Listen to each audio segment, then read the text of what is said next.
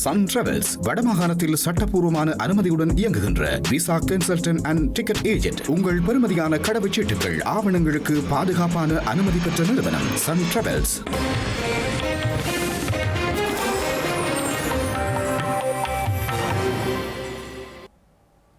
வணக்கம். இது ஐபிசி தமிழின் காலை நேர பிரதான செய்திகள். முதலில் தலைப்புச் செய்திகள். ஸ்ரீலங்கா எதிர்க்கட்சியினருக்கு எதிராக வழக்கு தொடர வேண்டும் என்கிறார் மஹிந்த ஜெயசிங்க. புயல் எச்சரிக்கையை அறிவிக்க தவறியதாக சாடல். புயலினால் கண்டியில் உயிரிழந்த 35 பாடசாலை மாணவர்கள். மாகாண கல்வி பணிப்பாளர் தகவல். சட்டவிரோத கட்டுமானங்களுக்கு எதிர்காலத்தில் இடமில்லை. ஸ்ரீலங்கா ஜனாதிபதி தெரிவிப்பு. இந்திய உயர்ஸ்தானிகரை சந்தித்த நாமல் ராஜபக்ஷ. நிவாரண உதவிகளுக்கும் நன்றி தெரிவிப்பு. யாழ்ப்பாணம் பண்ணைக்கடலில் மூழ்கி 2 இளைஞர்கள் பலி, 2 வைத்தியசாலையில். உக்ரைன் போர் விவகாரம், லண்டனில் கூடும் மேற்குலக நாடுகளின் தலைவர்கள். இனி விரிவான செய்திகள். புயல் எச்சரிக்கை குறித்து ஸ்ரீலங்கா அரசாங்கத்திற்கு அறிவிக்காதது மௌனம் காத்த எதிர்க்கட்சிக்கு எதிராக வழக்கு தொடர வேண்டும் என பிரதி அமைச்சர் மஹிந்த ஜெயசிங்க தெரிவித்துள்ளார்.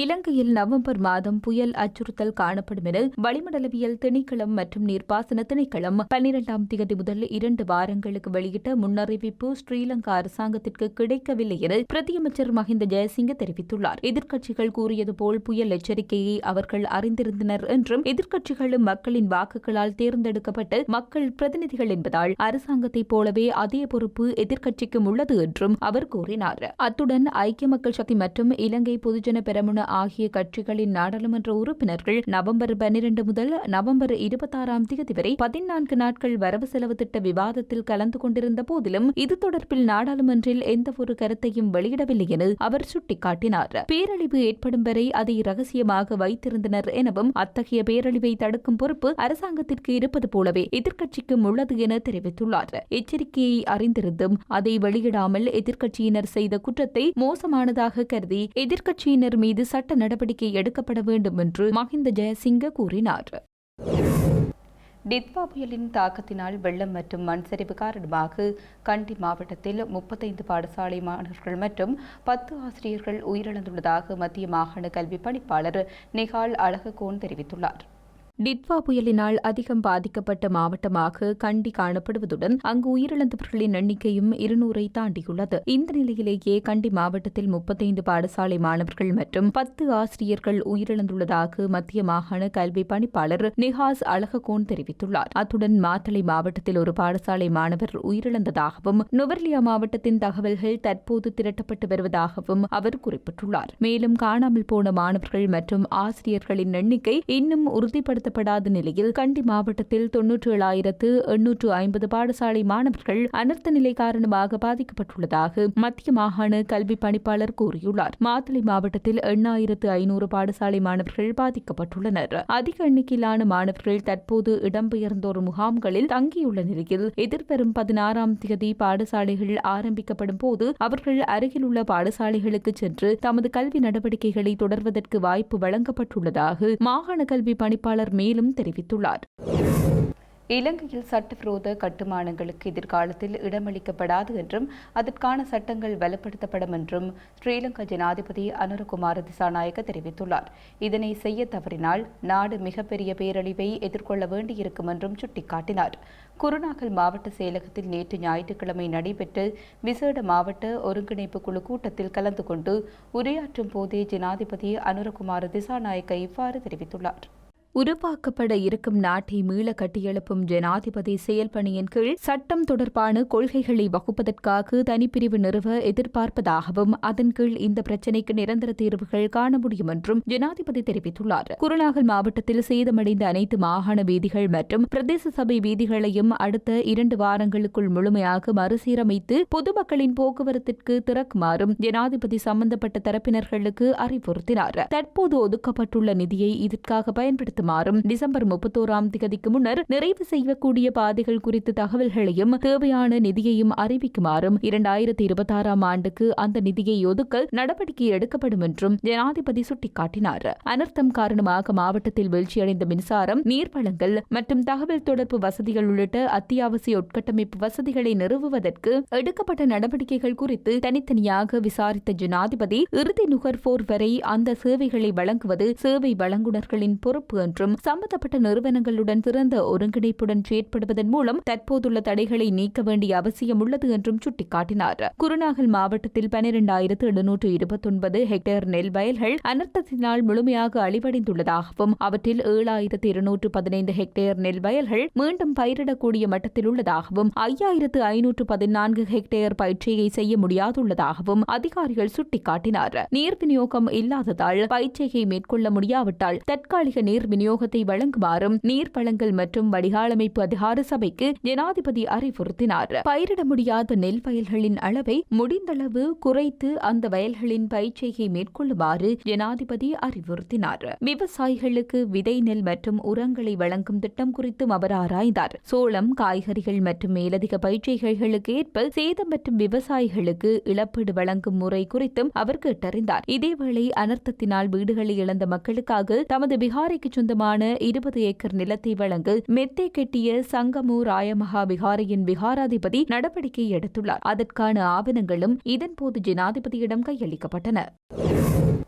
இயற்கை அனர்த்தங்களால் இலங்கை பாரிய பேரழிவை எதிர்கொண்டுள்ள நிலையில் இந்தியா வழங்கி வரும் உதவிகளுக்கு ஸ்ரீலங்கா பொதுஜன பெரமுனவின் நாடாளுமன்ற உறுப்பினர் நாமல் ராஜபக்ச நன்றி தெரிவித்துள்ளார். இயற்கை அனர்த்தத்தினால் பாதிக்கப்பட்ட இலங்கைக்கு இந்தியா தொடர்ந்தும் நிவாரண உதவிகளை வழங்கி வருகின்றது. இந்த நிலையில் நெருக்கடியான சந்தர்ப்பத்தில் முதல் பதிலளிப்பாளராக இந்தியா வழங்கி வரும் ஒத்துழைப்புகளுக்கு ஸ்ரீலங்கா பொதுஜன பெரமுனவின் தேசிய அமைப்பாளரும் நாடாளுமன்ற உறுப்பினருமான நாமல் ராஜபக்ச இந்திய உயர்ஸ்தானிகர் சந்தோஷ் ஜாவை சந்தித்து நன்றி தெரிவித்துள்ளார். நேற்று ஞாயிற்றுக்கிழமை கொழும்பில் உள்ள இந்திய உயர்ஸ்தானிகரின் உத்தியோகபூர்வ இல்லத்தில் அவரை சந்தித்து நாமல் ராஜபக்ஷ நன்றி தெரிவித்துள்ளார். உயர்ஸ்தானிகருடனான சந்திப்பு தொடர்பில் தனது உத்தியோகபூர்வ எக்ஸ் சமூக வலைதளத்தில் பதிவிட்டுள்ள நாமல் ராஜபக்ஷ இலங்கையில் ஏற்பட்ட வெள்ளத்தின் போது இந்தியா வழங்கிய விரைவான ஆதரவுக்கு தங்கள் உளமார்ந்த நன்றியை தெரிவிப்பதற்காக இந்திய உயர்ஸ்தானிகர் சந்தோஷ் ஜாவை சந்தித்ததாக கூறியுள்ளார். இந்தியா சவாலான காலங்களில் தொடர்ந்து முதல் பதிலளிப்பவராக இருந்து வருகிறது என அவர் சுட்டிக்காட்டினார்.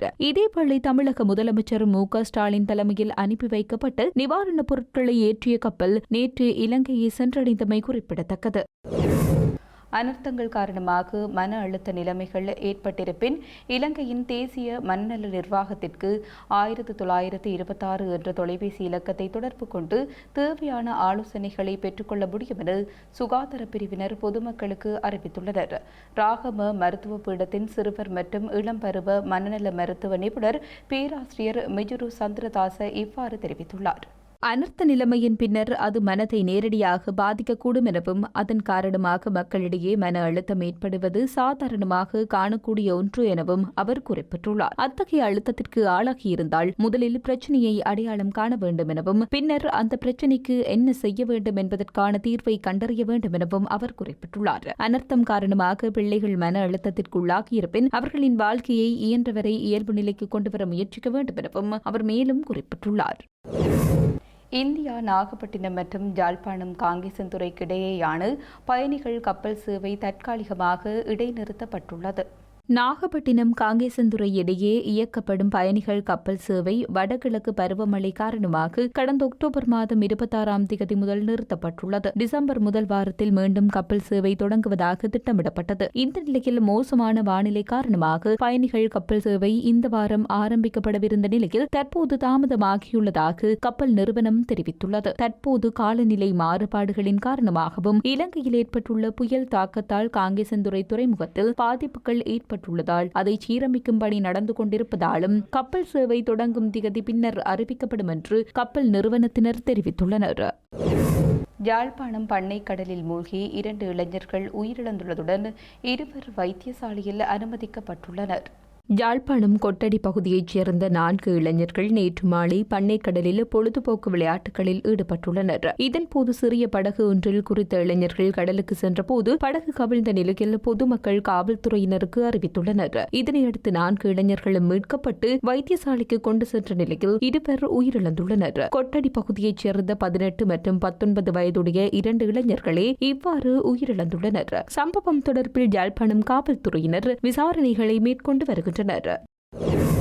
இந்தியாவின் இண்டிகோ ஏர்லைன்ஸ் விமான சேவை தொடர்ந்து பாதிக்கப்பட்டுள்ள நிலையில் இன்று சென்னையில் 71 விமான சேவைகள் இடைநிறுத்தப்பட்டுள்ளதாக இண்டிகோ ஏர்லைன்ஸ் நிறுவனம் அறிவித்துள்ளது.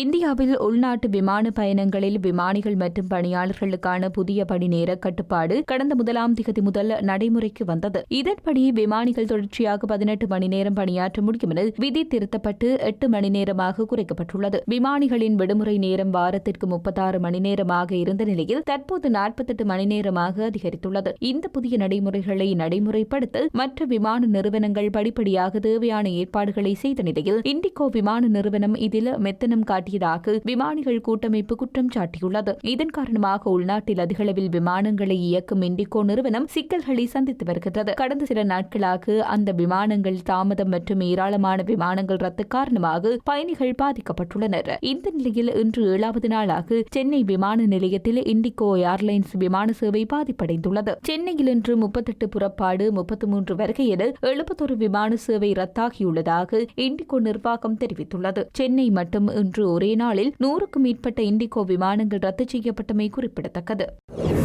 உக்ரைனில் போரை முடிவுக்கு கொண்டு வருவதற்கான பேச்சுவார்த்தைகளில் தொடர்ந்து தாமதங்கள் நிலவி வரும் நிலையில் லண்டனின் உக்ரைன் ஜனாதிபதி வோலோடிமிர் ஜெலன்ஸ்கி பிரித்தானிய பிரதமர் சர் கெய்ர் ஸ்டார்மர் வரவேற்கவுள்ளார்.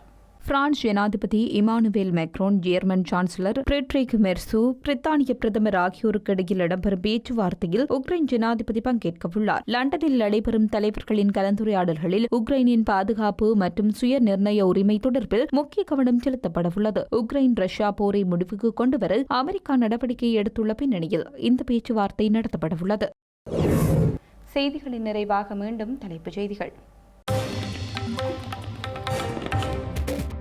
ஸ்ரீலங்கா எதிர்க்கட்சியினருக்கு எதிராக வழக்கு தொடர வேண்டும் என்கிறார் மஹிந்த ஜெயசிங்க. புயல் எச்சரிக்கையை அறிவிக்க தவறியதாக சாடல். புயலினால் கண்டியில் உயிரிழந்த 35 பாடசாலை மாணவர்கள். மாகாண கல்வி பணிப்பாளர் தகவல். சட்டவிரோத கட்டுமானங்களுக்கு எதிர்காலத்தில் இடமில்லை. ஸ்ரீலங்கா ஜனாதிபதி தெரிவிப்பு. இந்திய உயர்ஸ்தானிகரை சந்தித்த நாமல் ராஜபக்ஷ. நிவாரண உதவிகளுக்கும் நன்றி தெரிவிப்பு. யாழ்ப்பாணம் பண்ணைக்கடலில் மூழ்கி 2 இளைஞர்கள் பலி, 2 வைத்தியசாலையில். உக்ரைன் போர் விவகாரம் லண்டனில் கூடும் மேற்குலக நாடுகளின் தலைவர்கள். இத்துடன் ஐபிசி தமிழின் காலை நேர பிரதான செய்திகள் நிறைவு பெற்றன. உடனுக்குடன் செய்திகளை அறிந்து கொள்ள ibctamil.com என்ற நமது இணையதளத்தை பார்வையிடுங்கள். வணக்கம்.